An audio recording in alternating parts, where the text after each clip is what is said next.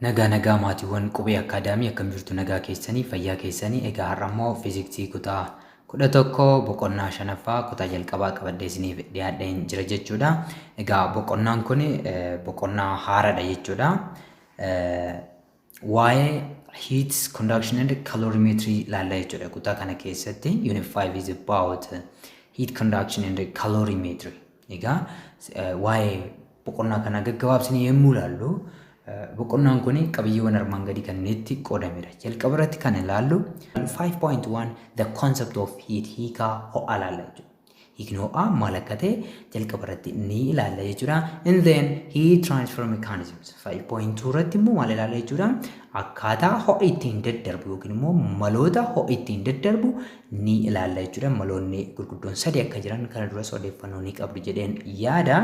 Maloota kanneen ni ilaalla jechuudha. 5.3 heat capacity and specific heat capacity.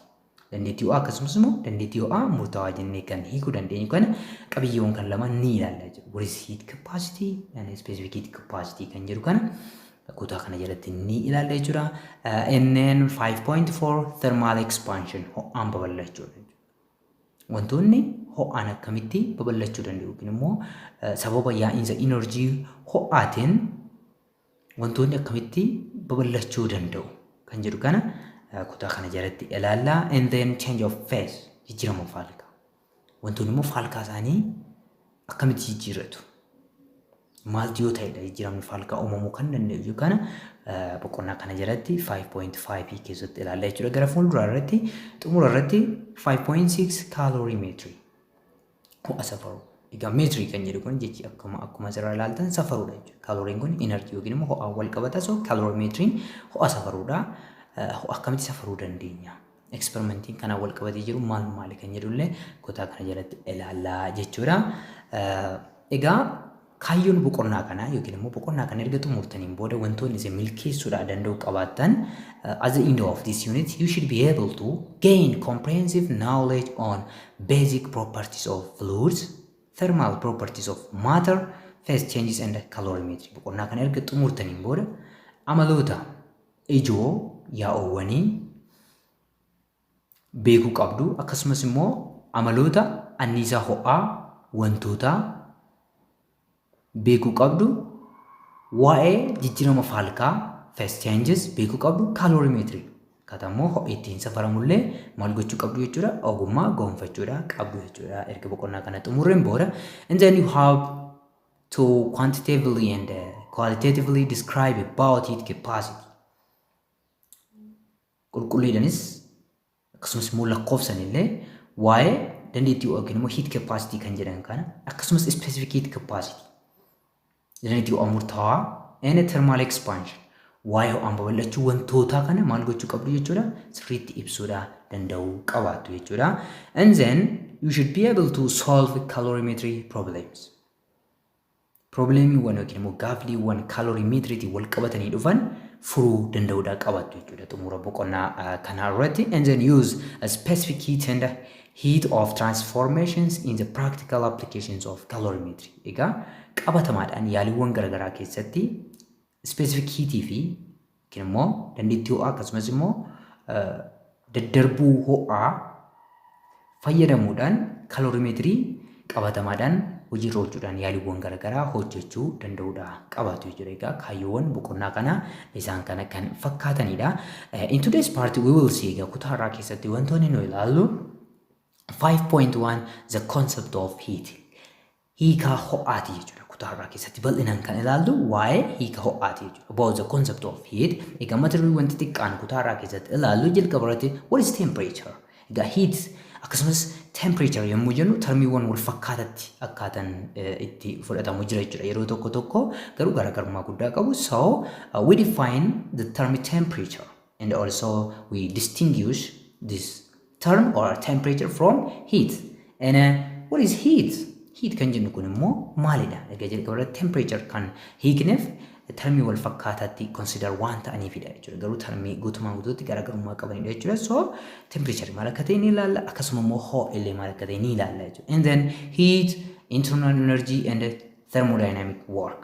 Egaa hariiroowwan termiiwwan sadan kun waliin qaban ho'a annisaa keessoo walii gala akkasumas immoo dalagaa thermodynamic yookiin immoo thermodynamic work or simply work jechuu dandeenya. Termoonni kun sadan maal akka ta'an akkasumas gabaabbinaan hariiroon isaan sadan gidduu jiru maal akka ta'e ni ilaalla jechuudha. Egaa kanaafuu isinis chaanalichaaf haala taanaan subscribe gochuun dagatiina. Yoo subscribe gootan immoo viidiyoon like share gochuudhaan hiriyoota keessanii filattoota Oromiyaa guutuu bira kan qabuuf gahee keessan baadhaa akkasumas hamma xumura boqonnichaatti hamma xumura viidiyichaatti nafaana turaan affeerraa kiyya jechuudha. Kallattumaan qabiyyee keenya har'aa kan jalqabnu jechuudha. Sana dura garuu kaayyoon addatti viidiyoo har'aarraa yookiin immoo bu'aan nuyi viidiyoo har'aarraa argannu maal baruu keenya yookiin beekuu keenya mirkaneeffachuudhaa qabna kan jedhu kaafna jechuudha. The objectives of the lesson. Egaa lesson yaara yookiin viidiyoo har'aarraa wanti nuyi argachuudha qabnu maalinni jechuudha. At the end of this video, you should be able to define temperature as average particle energy. Egaa temperature akka sochii giddugaleessaa paartikiloota wanta tokkooti yookiin immoo paartikiloota annisaa wanta tokko akka ta'etti hiikuudha danda'uu qabdu jechuudha. And you should be able to differentiate between temperature and heat. Egaa temperature ho'arraa adda baasuudha danda'uudha qabdu jechuudha. And define heat as energy transfer due to temperature difference. Egaa heat kan jennu kun gosa annisaa sababa garaagarummaa temperatureaatiin yaa'uudha jechuudha. Heat transfer yaa'insa ho'aa yookiin daddarbiinsa ho'aa sababa maaliitii due to temperature difference akka ta'e irraa adda baafachuu qabdu. Relate heat energy, internal energy and work. Egaa hariiroo ho'a annisaa keessoo fi dalagaa gidduu jiru kana maal gochuu qabdu jechuudha. Baruu yookiin immoo beekuudha qabdu jechuudha kutaadhaa keessatti. And you should define internal energy as total particle energy. Egaa internal energy kun paartikilii tokko keessatti annisaa waliigalaa argamu akka ta'e define gootu yookiin immoo ni beektu jechuudha. So seensa boqonnaa kana boqonnaa haaraa jalqabne waan ta'eef gabaabinaan introduction kaa'uu dandeenya jechuudha. First of all maal jedha boqonnaan keenya heat conduction and calorimetry jedha jechuudha. Termoonni kun lamaan maali? What is heat conduction and also what is calorimetry? First heat conduction. Heat conduction is the transfer of thermal energy. Heat conduction kan jennuun kun maal jechuudha? Daddarbiinsa annisaa ho'aati jechuudha. Daddarbiinsa annisaa ho'aatiin heat conduction yookiin immoo daddarbiinsa ho'aa jennaan jechuudha. Through a material or between objects in direct contact without the movement of the material itself. Egaa heat conduction kan jennuun kun daddarbiinsa annisaa ho'aa sababii qaamoleen lama kallattiidhaan wal tuqaniif due to the direct contact of materials without the movement of the material itself. Also materialiin yookiin immoo paartikiliin objektiin tokko osoo hin socho'in garuu qaama wal tuqanii sababa jiraataniif qofa annisaan kun flow ta'a yookiin immoo ni yaa'a jechuudha. Isaan maal jenna jechuudha? Processii kanaan heat conduction jennaani jechuudha. Heat energy is very essential to society. Egaa annisaan ho'aa hawaasaaf baay'ee murteessaadha jechuudha. Akkuma nuyi beeknu jechuudha. From everyday cooking to some of modern day luxuries such as refrigerators and jet engines are using the transfer of heat energy at the heart of their working principle. Egaa hawaasa keenyaaf ho'i annisaa ho'aa baay'ee murteessaadha. Fakkeenyaaf guyyaa guyyaatti nyaata annisaa ho'aa fayyadamnee bilcheessina jechuudha. Akkasuma immoo wantoota ammayyaa'oo convenienceedhaaf yookiin immoo haala mijeeffachuudhaaf itti fayyadamnu kanneen akka maali? Refrigerators, firijiiwwan garaagaraa, jet engines, mootoroota jeetii yookiin immoo injiniiwwan jeetii kunniin maal fayyadamu jechuudha? Mekaanizimii yookiin immoo principally heat energy fayyadamu jechuudha. Kanaafuu waa'een ho'aa yookiin immoo waa'een annisaa ho'aa baay'ee murteessaadha jechuudha. Heat is one of the mechanisms to transfer internal energy so that it can be usable. Egaa ho'i adeemsa jechuudha. Adeemsa annisaa keessoo gara annisaa hojiirra ooluu danda'utti yookiin immoo dalagaa dalaguu danda'utti jijjiiruuti jechuudha. Ho'a kan jennuun kun adeemsa jechuudha. It is process. The process of transferring internal energy to usable energy or mechanism. Isa kanatti jijjiiruudhaaf processing jiru kun maal jedhama jechuudha? Yaa'insi energy jiru kun heat jennaan jechuudha. And then what is calorimetry? Egaa mata duree keenya guddaa heat conduction and calorimetry jedhu keessaa inni lamaffaan calorimetry dha jechuudha. What is it?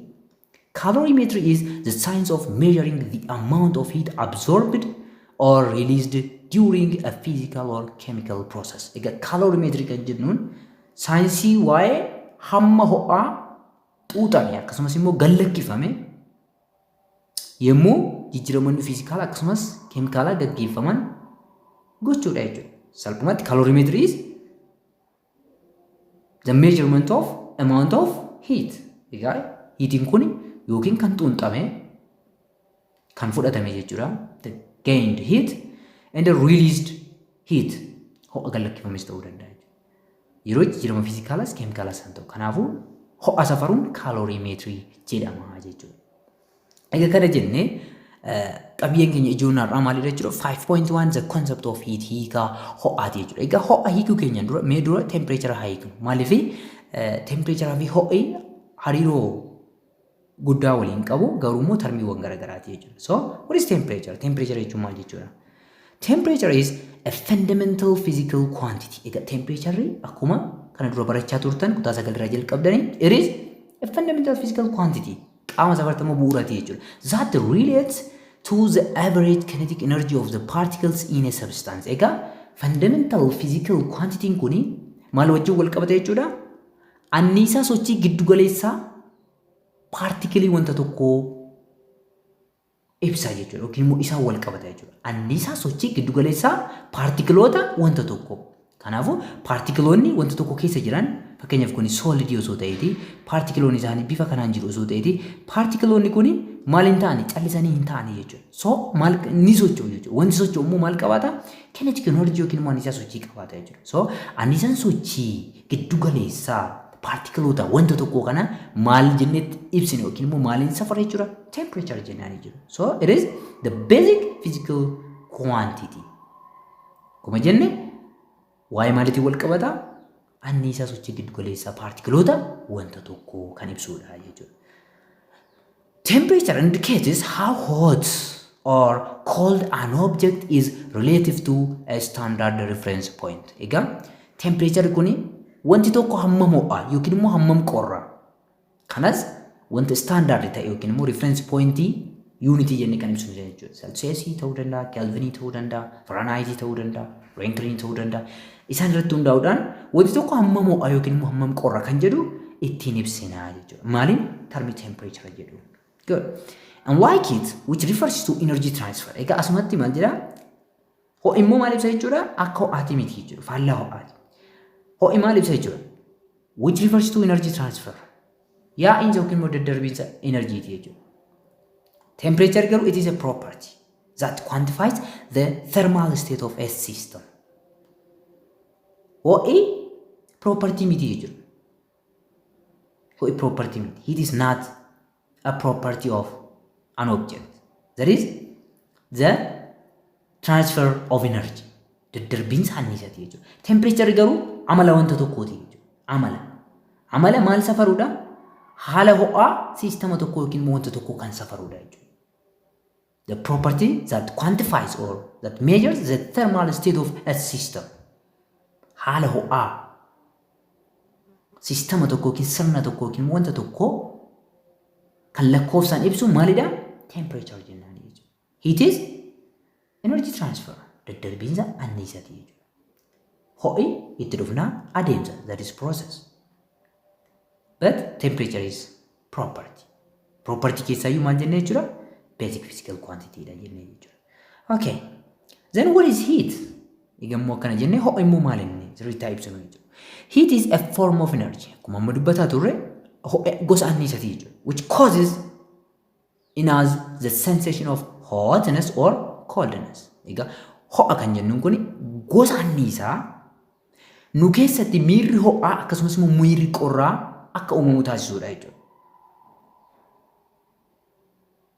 What did I say? Maalan jedhee ho'i gosa anniisaa qaama keenya keessatti yookiin immoo nuti akka miira nutti ho'uu akkasumas immoo miira nutti qorruu akka nutti dhaga'amu anniisaan taasisu heat kan jennuun kanadha jechuudha. Great. Heat is a measure of change. Ho'i maalidha jechuudha? Safara jijjiiramaati jechuudha. Never a property possessed by an object or system. Ho'i maalidha jechuudha? jijjiirama safaraa, jijjiirama anniisaa. Anniisaan yaa'e yookiin immoo anniisaan qaama tokkorraa qaama biraatti darbe hammami kan jedhu ibsaa jechuudha. Garuu maal miti amala qaamni tokko qabaatu miti jechuudha. Amala qaamati miti. Tempereecharii amala qaamati jenneerra yookiin immoo sirnaati jenneerra. Ho'i garuu jijjiirama. Fakkeenyaaf wantoonni lama yoo wal tuqanii jiraatan, wantoonni kun lamaan maal godhu jechuudha? Ho'a wal jijjiiruu jechuudha. Anniisaa ho'aa wal jijjiiru. Anniisaan ho'aa kun sababa maaliitiin akka wal jijjiiran itti dhufna? Sababa garaagarummaa tempereecharaatiiniiti jechuudha. Kanaafuu ho'i qaama tokkorraa qaama tokkotti yaa'uun dirqama ta'a. Hamma qaamni lamaanuu hammi anniisaa ho'aa isaan gidduu jiru haa jennu yookiin immoo hammi tempereechara isaanii hamma wal qixa ta'utti ho'a wal jijjiiru jechuudha. Yookiin immoo anniisaa wal jijjiiru. Anniisaa wal jijjiiruun kun ho'a jedhama jechuudha. Hamma sadarkaan yookiin immoo bakki thermal equilibrium jedhamu dhufutti isa itti dhufnaa jechuudha. So jijjiirama safara jijjiirama maali jijjiirama anniisaa yaa'insa anniisaa ho'i jechuudha. Malee amala wanti tokko qabaatu yookiin sirni tokko qabaatu miti. Therefore it is classified as a process variable. Egaa ho'i maal jalatti ramadama jechuudha? Process variable. Variably yookiin immoo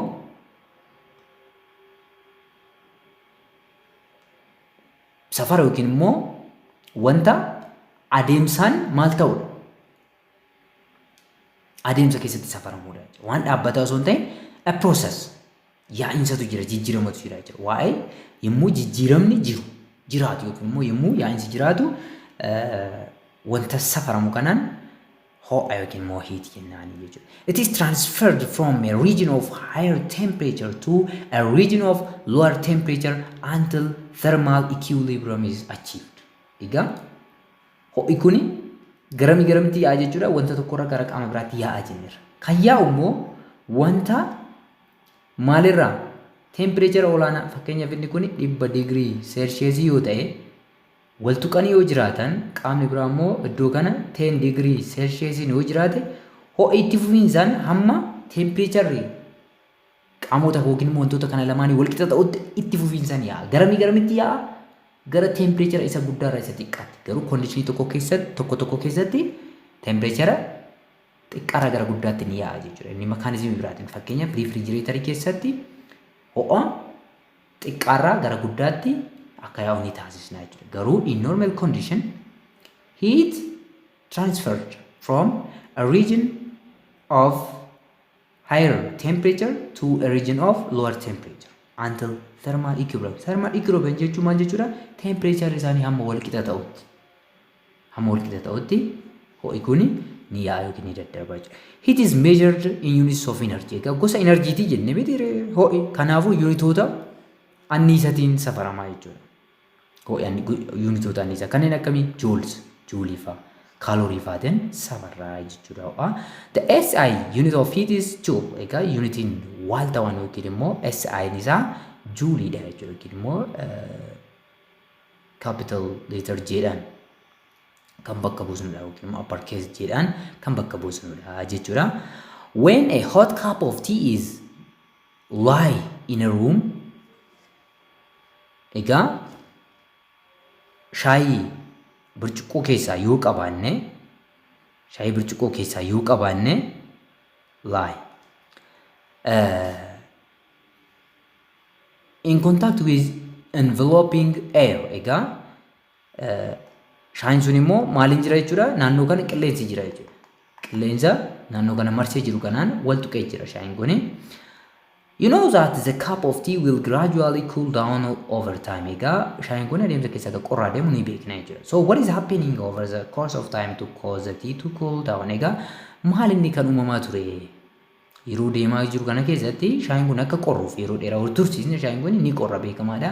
Shaayiin kun xiqqoo akka qorraa deemuuf sababa kan ta'e maal inni kan jedhu kana duuba kan jiru maal inni kan jedhu nu gaafate jechuudha kitaaba keessanirra. The fact is that the tea lowers its temperature is a sign that the average kinetic energy of its particles is decreasing. The tea is losing energy. Egaa sababni shaayiin kun qorruuf maalidha jechuudha? Adaduma Shaayiin kuni bifa kanaan turetti anniisaan ho'aa shaayii kanarraa gara qilleensaatti yaa'aa deema jechuudha. Qilleensi qorraadha. Shaayiin immoo teempireechara guddaa qaba. Fakkeenyaaf teempireechara shaayii 70 digirii seelsheesii jenna. Kan naannoo immoo 20 digirii seelsheesii yoo ta'e itti fufiinsaan ho'i shaayii kanarraa gara qilleensaatti itti fufiinsaan yaa'a jechuudha. Hamma teempireechara isaanii wal qixa ta'utti jechuudha. Yeroo kana shaayiin kun maal gochaa deema? Anniisaa gallakkisaa yookiin immoo anniisaa luus gochaa deema jechuudha. Sababa kanaaf shaayiin keenya qorraatii deema jechuudha. The energy that is lost by the tea is being transferred to the colder surroundings. Egaa enerjiin hin uumamus hin badus waan jiru tokko ni yaadattu jechuudha. Eessa dhaqaree anniisaan shaayiidhaan gallakkifamu kun kan jedhu. Eenyutti darba yookiin immoo eenyutti xuuxama? Naannoo qorraa yookiin immoo colder surrounding yookiin immoo qilleensa naannoo kana jiru isa qorraa kanatti anniisaan yaa'a jechuudha. In general, if two objects at different temperatures are brought in thermal contact, energy flows spontaneously from the hotter object to the cooler one.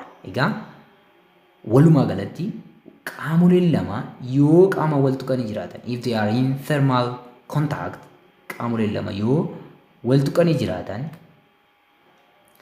temperature garaagaraa yoo qabaatan, kun dhibbaa jennu seera dhibba jedheera 100 digirii seentigireedii fi 20 digirii seentigireedii yoo ta'e, ho'i itti fufiinsaan yookiin immoo anniisaan ho'aa itti fufiinsaan qaama temperature guddaa qabu kanarraa gara qaama temperature xiqqaa qabutti yaa'a jechuudha.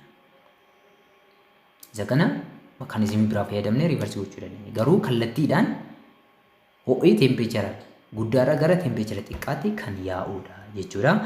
The spontaneous transfer of energy from hotter region to cooler region is called it. Egaa jijjiiramni yookiin immoo yaa'insi anniisaa akka tasaa yookiin immoo ofuma isaan jechuudha. Spontaneous yommuu jennu ofuma isaan qaama ho'aa tokkorraa gara qaama qorraatti taasifamuu ho'a jedhama jechuudha. Yaa'insi anniisaa qaama ho'aa irraa gara qaama qorraatti taasifamu heat yookiin immoo ho'a jennaan jechuudha. When temperatures of the tea and that of the surrounding air balance out with the thermal equilibrium is reached. Yommuu temperature kan shaayii fi kan naannoo yookiin immoo kan wantoota lamaan kanaa wal madaale maal jenna jechuudha. Yeroo sana temperature isaanii wal qixa ta'e. Fakkeenyaaf qaamoleen lachuu 50 yookiin 30 yoo ta'an thermal equilibriumiin kun bira ga'ameera jenna jechuudha. Thermal equilibrium jechuun iddoo yaa'insi anniisaa ho'aa hin jirre jechuudha. Qaamoleen lama wal tuqanii jiru garuu yaa'insi ho'aa gidduu isaanii lamaan hin jiru taanan isteetiin wantoonni sun irratti argaman thermal equilibrium jedhama jechuudha. Thermal equilibrium jennaan jechuudha. Great. At thermal equilibrium, the two regions may exchange energy but no heat transfer occurs. Thermal equilibrium keessatti qaamoleen lamaan anniisaa wal jijjiiruu danda'u. Garuu ho'i waliigalaa daddarbu maal hin jiru jechuudha.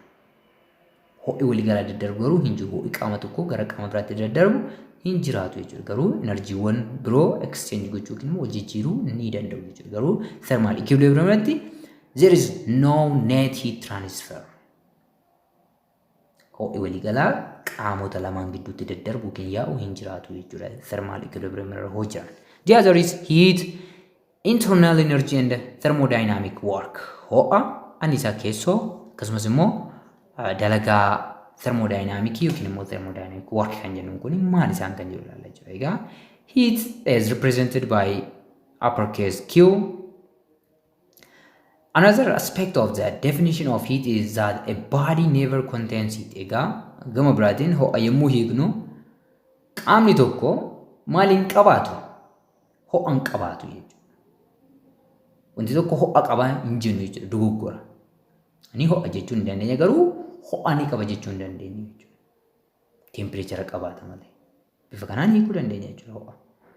A body never contains heat. Qaamni tokko ho'a of keessaa hin qabaatu. Possess hin godhu jechuudha.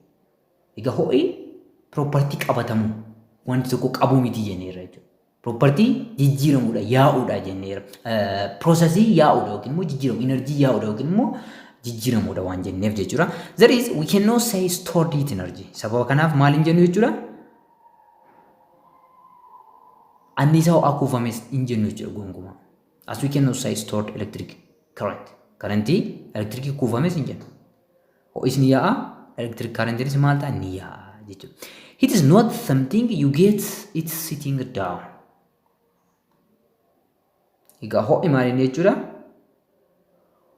Wanta kaa'uu dandeenyu tokko miti jechuudha. Wanta ol fuunee kaa'uu dandeenyu yookiin qaama tokko keessa wanta turuu danda'u miti jechuudha. Rather, heat can be identified only as it crosses a boundary. Egaa ho'i akkaataan itti hiikamuu danda'u daangaa ni ce'a jechuudha. Qaama tokkorraa gara qaama biraatti ni yaa'a. Bifa kanaan maal gochuu dandeenya? Ibsuu dandeenya jechuudha. Then what is internal energy? It is represented by U or delta U. Yeroo baay'ee delta U dhaan internal energy kun bakka bu'aa jechuudha. When an object is heated, its temperature rises since the average kinetic energy of its particles increases. Qaamni tokko yommuu ho'u yommuu ho'isnu temperature isaa yommuu ol kaasnu yookiin qaamni tokko ho'a yommuu argatu temperature isaa ol ka'a jechuudha. Since the average kinetic energy of its particles increases. Egaa temperature ol ka'e jechuun anniisaan temperature immoo maal safara jenneera? Anniisaa sochii giddu galeessaa partikilii qaama tokko safara jennee. Kanaafuu wanti tokko yommuu ho'isnu yookiin yommuu itti dabalu temperature isaa ol ka'a. Temperature ol ka'e jechuun immoo anniisaan sochii giddu galeessa partikiloota yookiin immoo suuduuwwan wanta sana maal ta'a ni dabala. In other words, the energy stored in the substance is increased. Gama biraatiin qaama tokko yommuu ho'isnu energiin isa keessatti kuufamu maal ta'a ni dabala. Ho'a yoo dabale energiin keessoo qaama tokko maal ta'a ni dabala jechuudha. This energy stored in the object is what we call internal energy. Egaa energiin qaama keessatti kuufamu kuni anniisaa akkamitti jechuudha? Anniisaa keessoo yookiin internal energy isa jennuunidha jechuudha. Wanti tokko yommuu ho'isnu keenyaaf kuni ibidda osoo ta'e waan ta'e asirra keenye yoo ho'isne temperature isaa ni dabala. Egaa anniisaawwan as keessa jiran hedduutu jiru. Anniisaan sochii jira, paartikiloonni as keessa ni socho'u. Sababa atamootaatiin immoo walharkisa atamootaatiin anniisaan kuufamaas ni jira, potential energy jira. Anniisaan kun waliigalatti maal jedhama? Internal energy jedhama. Internal energy kun ni dabala jechuudha wantoota yommuu maal goonu ho'isnu jechuudha. Internal energy is the total energy contained within a system due to the motion and interactions of its particles. Egaa anniisaa keessoo kan jennu immoo internal energy kan jennu kun anniisaa waliigalaa sirna tokko keessatti sababa maaliitiin? Sababa sochiitiin. Sochii maalii? Sochii partikilootaa. Akkasumas immoo interaction of its particles. Taateewwan yookiin immoo effektiiwwan partikiloonni qaama sana walirratti gaggeessan kan pirootoonii, elektiroonii, niikulasii yaadachuu dandeessu jechuudha. Sababa kanaan enerjiin jiraatu kun enerjii waliigalaa yookiin anniisaa waliigalaa jiraatu kun internal energy jennaanii jechuudha. It includes egaa internal energy kun maal of keessatti qabata? The first one is kinetic energy, anniisaa sochiiti. Due to particle motion, sababa sochii partikilootaatiin. Translational sochiin kun sochii kallattiidhaan ta'uu danda'a jechuudha. Fakkeenyaaf partikiloonni lama bifa kanaaf partikiloonni qaama tokko bifa kanaan yoo jiraatan translational jechuun wanti kun ofuma isaa iddoo kana deemee dhufu jechuudha kallattiidhaan. Rotational akkasuma wanti kun maal ta'uu danda'a jechuudha? Ofirra naanna'uu danda'a jechuudha idduma jirutti rotational ta'uu danda'a. Vibrational hollannaadhaan olgaa gadi deebi'a olgaa gadi deebi'a duubaaf duratti ta'uu danda'a sochiin partikiloonni kun gaggeessan. Sochiin kun hundi walitti hidhamee kinetic energy jennaanii yookiin immoo anniisaa sochii jennaanii jechuudha. The other is potential energy. Internal energy kan jennu kun kinetic energy plus potential energy ta'a. Due to intermolecular forces sababa intermolecular force yookiin immoo humnoota maal gidduu jiru jechuudha? Molekiilota yookiin immoo niikulasii fi maal gidduu jira? Elektiroonii gidduu jiruuti jechuudha. Anniisaan kun waliigalatti kinetic energy kun potential energy qaama tokko internal energy jennaan jechuudha. And then what is thermodynamic work? Egaa W dhaan represent goona. Heat and work are two different ways of transferring energy from one system to another. Egaa ho'ii fi work yookiin immoo dalagaa kan jennu kun maloota garagaraa lama kan anniisaa sirna tokko gara biraatti dabarsuuf nu gargaaranidha jechuudha. Anniisaa sirna tokko gara sirna biraatti yookiin wanta tokko irraa gara wanta biraatti dabarsuuf maloota nu gargaaran garagara lama. Maaliif maaltu heat and work ho'ii fi dalagaan jechuudha. Heat is the transfer of thermal energy. Ho'i maalidha jechuudha? Daddarbuu anniisaa ho'aati jechuudha. Between systems sirnoota gidduutti yookiin wantoota gidduutti. While work is the transfer of mechanical energy between two systems. Egaa heatiin maal jenneerra? Daddarbiinsa anniisaa ho'aa siistama lama gidduutti yookiin sirna lama gidduutti ta'udha. Daddarbiinsa anniisaa ho'aa. Maal jennaan heat. Work kan jennuun immoo daddarbiinsa anniisaa mekaanikaalaa. Anniisaa mekaanikaalaa gosa lamatu jira. Kinetic energy, potential energy. Anniisaa mekaanikaalaa kana sirna lama gidduutti daddabarsuuf kan gargaaru workidha. Yookiin immoo daddarbiinsa anniisaa mekaanikaalaa wantoota lama gidduutti ta'anii work jennaani yookiin immoo dalagaa jennaani. Heat kan jennuun kun immoo daddarbiinsa anniisaa ho'aa sirna lama gidduu yookiin qaamolee lama gidduutti ta'uudha jechuudha. If it is supplied to an enclosed gas, the temperature of the gas increases by then increasing its internal energy. Egaa qaamni tokko yemmuu ho'u yookiin qaama tokkotti yemmuu ho'a kennu bifa kanaan fakkeenyaaf kun gaasidha osoo ta'eeti gaasii kanatti osoo kontiinara isaa kanatti osoo ho'a kennineeti tempereechar gaasii kanaa ni dabala jechuudha. Tempereechar gaasii kanaa dabala jechuun internal energy isaa maal ta'a? Ni dabala jechuudha. Internal energy isaa ni dabala. If the gas is closed by a movable, work is done by the expanding gas in raising the piston up. Egaa movable pistonidhaan asitti piston jennee itti da'uu dandeenya jechuudha. Movable pistonidhaan qaama kana bifa kanaan yoo pistonii kanaan akkanatti osoo cufneeti pistoniin kun yemmuu internal energy kun dabalu ol dhiibama akkuma asii argitan jechuudha. Pistoniin kun iddoo kana ture yemmuu ho'u wanti kun ni babal'ata. Anniisaan keessoo isaa jiru dabaleera. Pistoniin kun ol deema jechuudha. Qaxxaamura wayii kanoo fakkeenyaaf tarree kana tureet maal ta'eera qaxxaamura amma kana pistoniin deemeera. Yeroo kana dalagaan dalagameera jennaan jechuudha. Pistoniin kun yemmuu ol ba'utti jechuudha. Thermodynamic work refers to the energy transferred between a system and its surroundings when a force is applied, causing a displacement. Egaa thermodynamic work kan jennu kun